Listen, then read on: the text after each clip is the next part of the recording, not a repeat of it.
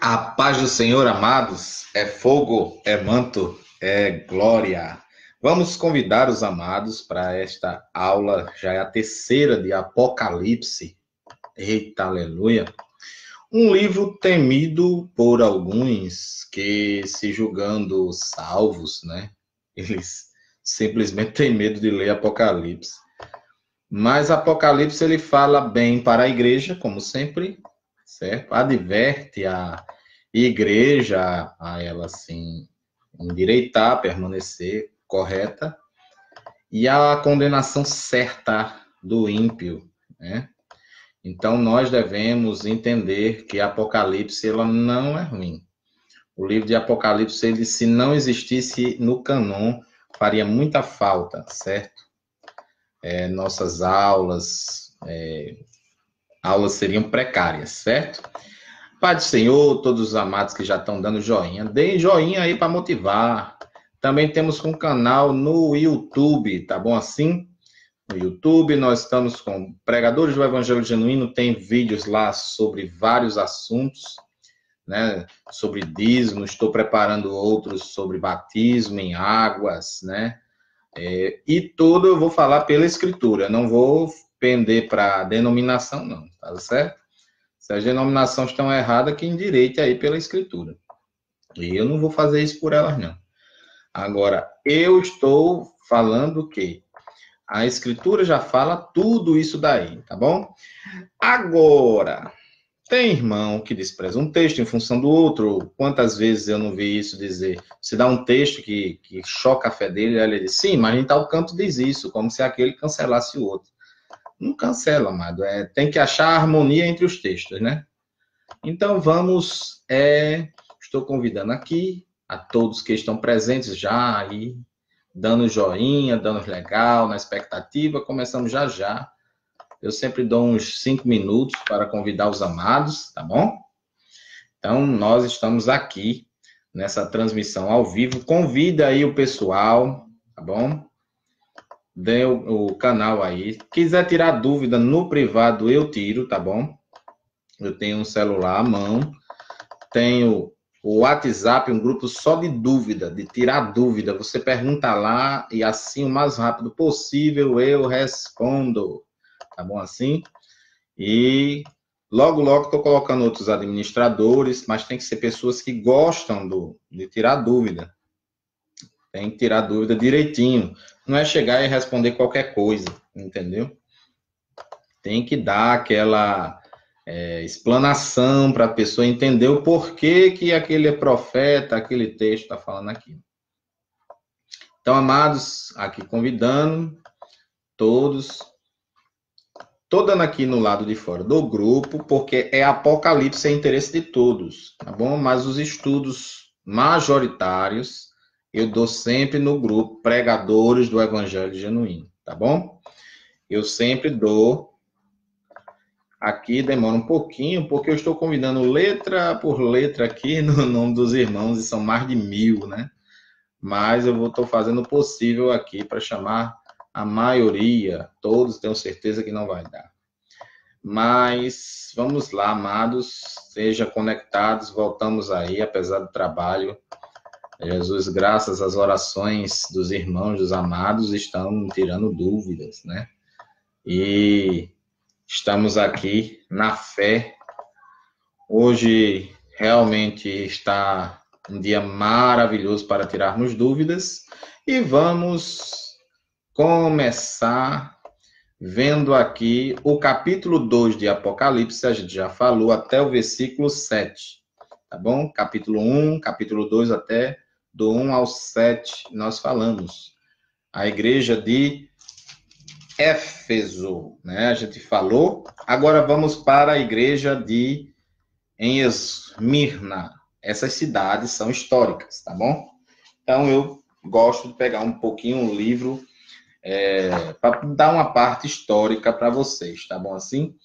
Então, essa parte de Apocalipse, ela é histórica. As ruínas de Esmirna estão ainda à disposição das pessoas para ir visitá-la lá em Roma, né? Se eu não me engano, é em Roma. Então, veja bem.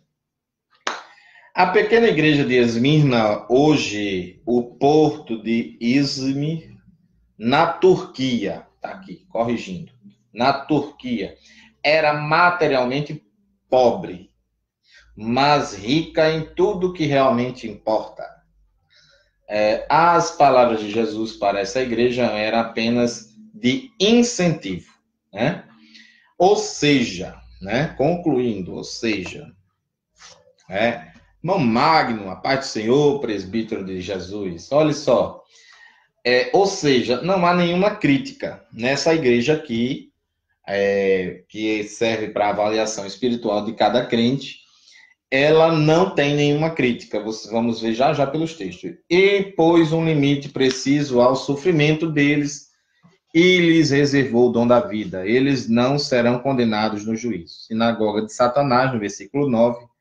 Os judeus que atormentavam a igreja não eram o povo de Deus. Veja João 8, 39 ao 44, tá certo? Que é o comentário bíblico dessa igreja. Então vamos mais à frente. Vamos para o texto. A palavra Esmirna significa amargo. Por quê? Era uma cidade que estava passando um sofrimento muito grande, uma perseguição muito grande. Ao anjo, quando se refere, ângelos aqui, raramente os textos sagrados se referem ao homem quando é aplicada essa palavra. Nesse contexto, é justamente o pastor, né, da igreja em Esmirna. Escreve. Aquele que nos primeiros vídeos eu expliquei por que também, né? Que justamente um anjo veio entregar a João, homem, né? E João estava escrevendo para essas igrejas, chamando as pessoas de anjo, justamente porque anjo também é mensageiro. Então, o mensageiro da igreja de Esmirna, responsável pela igreja de Esmirna, um pastor. Aquele que é o primeiro e o último, apresentação de Cristo. Rosinha Alves, Pai do Senhor, Deus abençoe. Estamos no livro de Apocalipse, capítulo 2, versículo 8 em diante, até o 11. Aí o que acontece? Aqui é uma apresentação do próprio Jesus Cristo. Ele diz assim: ao anjo da igreja em Esmirna escreve, aquele que é o primeiro e o último, que foi morto e ressuscitou, foi ressuscitado, faz as seguintes afirmações. Então, esta pessoa, que é Jesus, se apresenta lá e diz, vai fazer as seguintes afirmações. Conheço as tuas aflições. Quando Deus conhece as aflições da gente, fica tão mais fácil. Então, por quê? Porque ele vai lhe ajudar. Chegando o recado aqui do pessoal. Conheço a blasfêmia, né? Olha só, tu és rico. Conheço as tuas aflições e a tua pobreza, contudo tu és rico. Pobreza não necessariamente é um castigo de Deus, tá bom? É um infortúnio, uma má administração de alguém, né? Fez a má administração, gastou, ou indução de pessoas poderosas por trás, fez aquele ser pobre, né? Também tem isso. Conheço as tuas aflições e a tua pobreza, contudo tu és rico. Conheço a blasfêmia dos que se dizem judeus, mas não são. Por que ele diz isso, João? Porque o judeu genuíno, Paulo fala nas cartas dele, né? Que não é o que é exteriormente. Por quê? Porque se você for ver, no outro vídeo eu vou falar, exterior, o judeu exterior, ele tem uma túnica, ele tem as franjinhas aqui, né? Ele tem a braceleta, né? Tem aquele, o kippá aqui, tem uma caixinha onde ele coloca, eu estou falando no popular, né? Uma caixinha onde ele coloca os mandamentos do Eterno aqui principais, tem uma no braço também, e tudo isso faz um judeu externo, ou seja, só externo. 4 bolinhas no manto, indicando 4 atributos de Deus e tudo mais.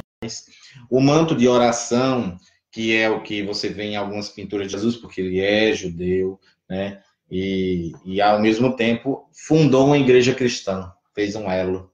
Deus é lindo, né? E aí ele começa a colocar aqui dizendo assim: conhece a blasfêmia dos que se dizem judeus, mas não são.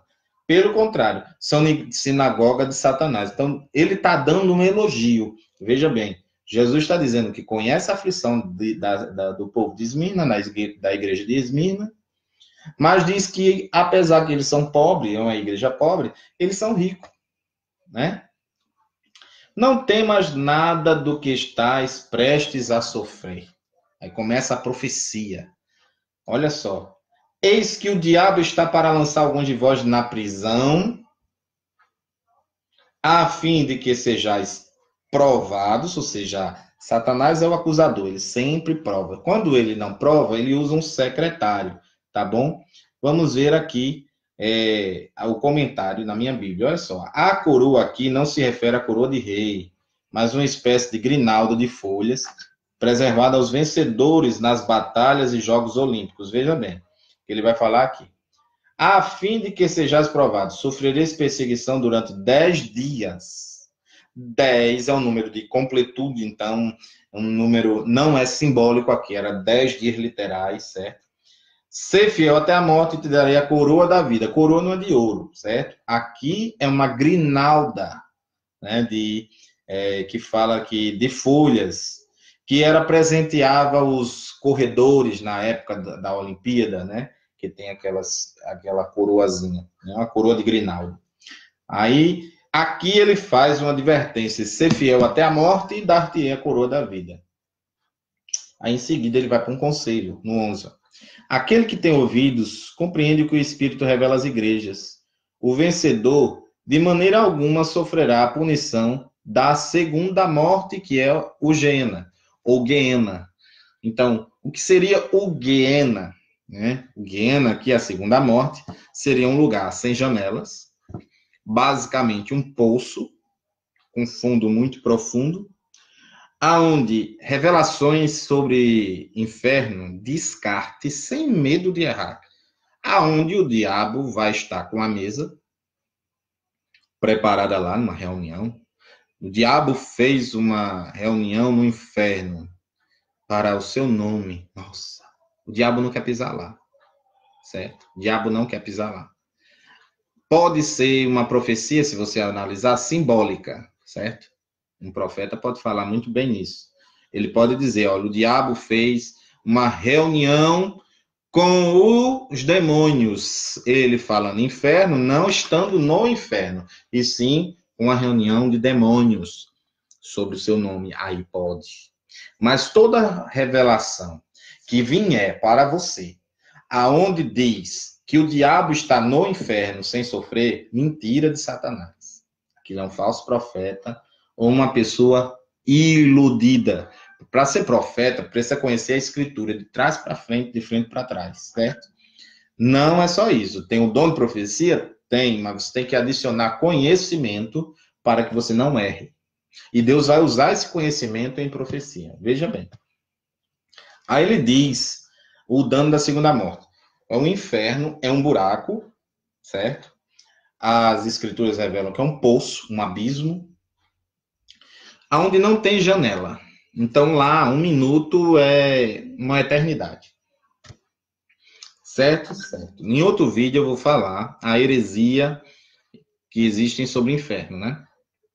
Que basicamente tem uma igreja que diz que o inferno vai ser explodido e as almas vão morrer. Isso é uma coisa que a escritura não fala, né?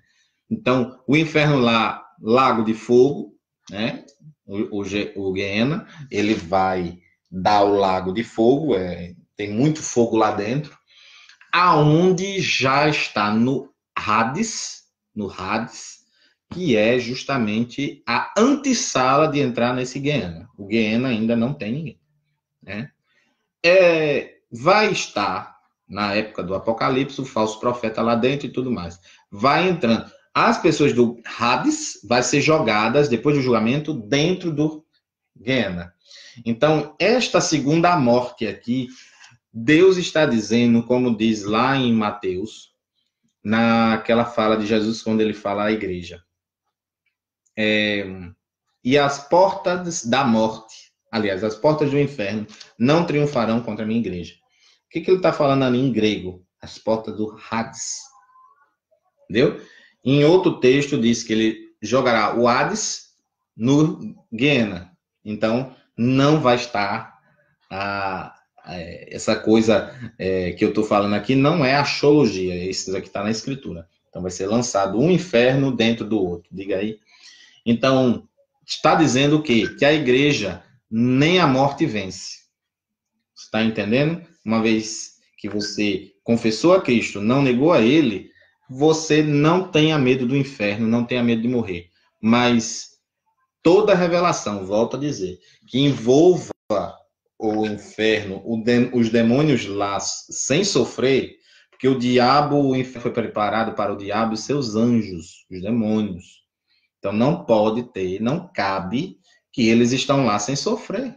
Se foi preparado, perfeito, quem fez foi Deus.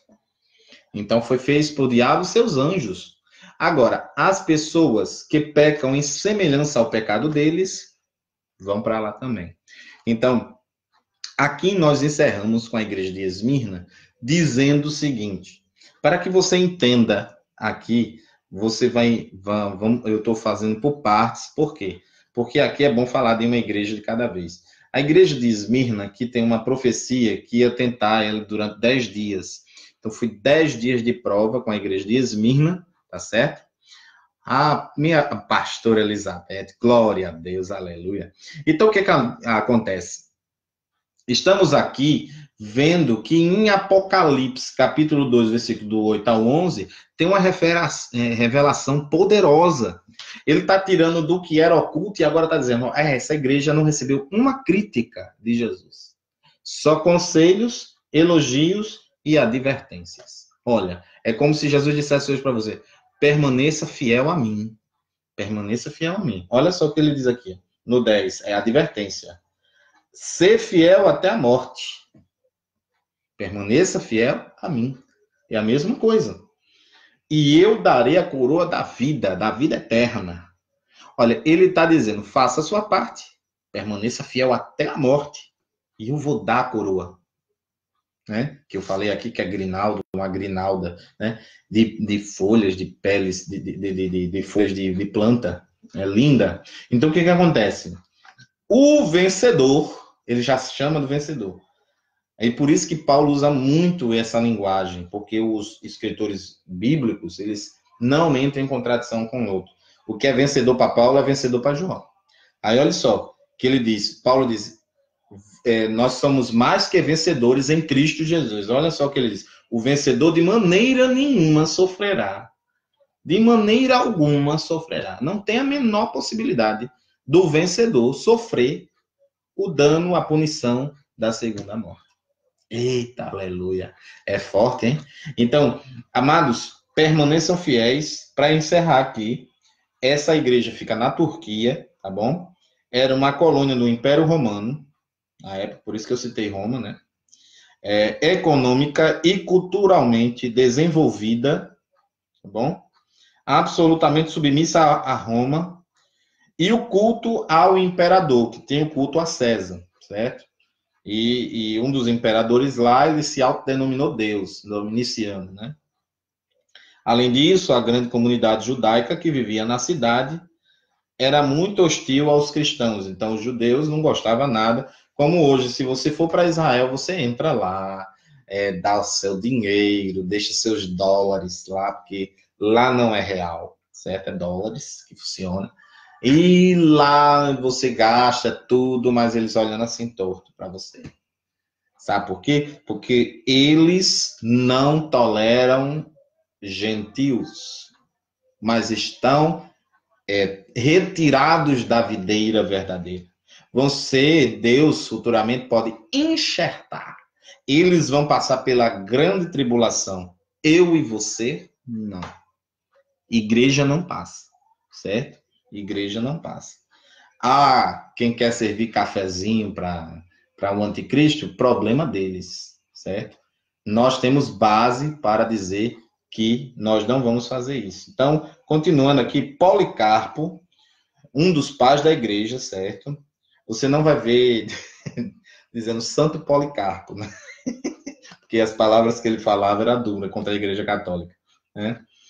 Um dos mais famosos pais da igreja Foi bispo cristão em Esmirna,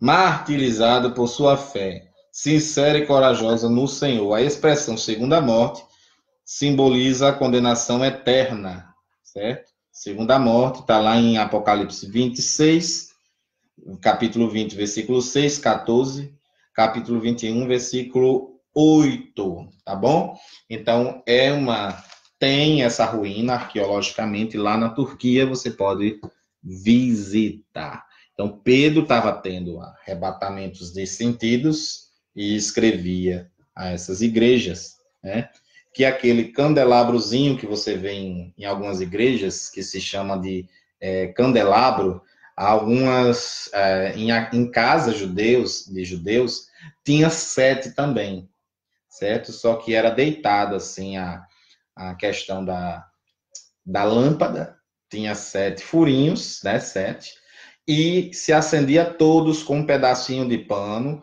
dentro do azeite. Interessante, né? O óleo lá dentro, o óleo, e depois de passar por um processo, ele deixava aceso. Então, ele acendia o fogo aqui, e enquanto tivesse óleo, ele ficava aceso. Então, esse candelabro simboliza as 7 igrejas. E estamos aqui na segunda, que o nome significa amargo do sofrimento. E aí é onde entra a revelação de Deus. Que sofrimento você está passando para me fazer esse vídeo hoje? Deixa eu lhe dizer por quê. Porque Deus me impediu de trabalhar hoje. Pois é, estava tão fraco. Eu trabalho como motorista de aplicativo, estava tão fraco, irmão. Isso é para vocês hoje aqui.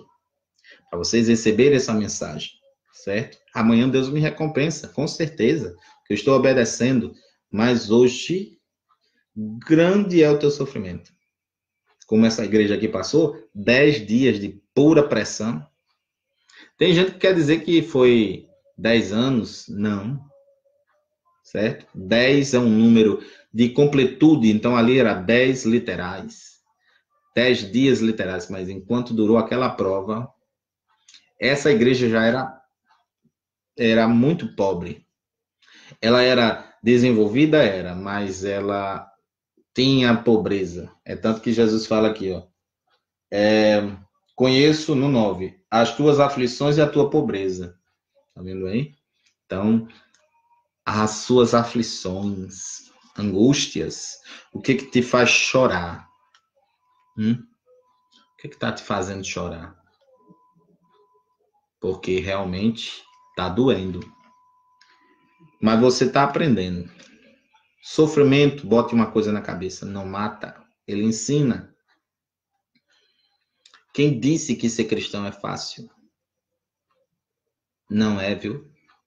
Quem está na frente de obra sabe. Lidar com cabeças diferentes é muito complicado. Mas uma coisa eu lhe digo, Jesus é mais na sua vida. Porque ele reservou esse dia para mim falar isso para vocês aqui.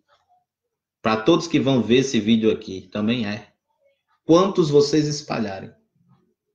Porque eu começo no ensino, mas tem uma coisa por trás. Tem algo por trás que eu estou fazendo aqui. Isso é uma aula, mas ao mesmo tempo é uma revelação para você. Não desista, tá aqui, palavra de Deus para você. Ao vencedor não sofrerá o dano da segunda morte. Teu trabalho tem um avultado galardão. Quem disse a você que você não é merecedor? Quem diz que você é merecedor não sou eu. É Jesus Cristo dizendo que lhe justificou, então você é justo. Então, se você não era antigamente, tudo bem, eu concordo. Eu também não era. Mas Deus faz merecedor. Quando Deus chega para você e diz, você é merecedor, quem é o homem para contestar? Agora, você é servo e serva do Senhor. Se rebaixe diante de Deus, não diante das pessoas. Então, eu fico aqui, deixo essa palavra aqui, profética para você. Não desista. Não é hora de parar. Deserto não é hora de parar, é hora de caminhar. Certo? Passei desertos grandes, estou aqui gozando algumas bênçãos do Senhor. Glória a Deus que estou. Mas a luta sempre vem depois, para um novo aprendizado. Sempre tem um deserto novo, não se repete deserto. Até hoje eu não passei um repetido, então eu posso dizer isso. Então, amados, fiquem com Deus e até a próxima aula. Na próxima vai ser a igreja de Pérgamo, tá bom? A paz do Senhor e até a próxima. Dúvidas no final, tá bom? Se quiserem, podem tirar dúvidas à vontade.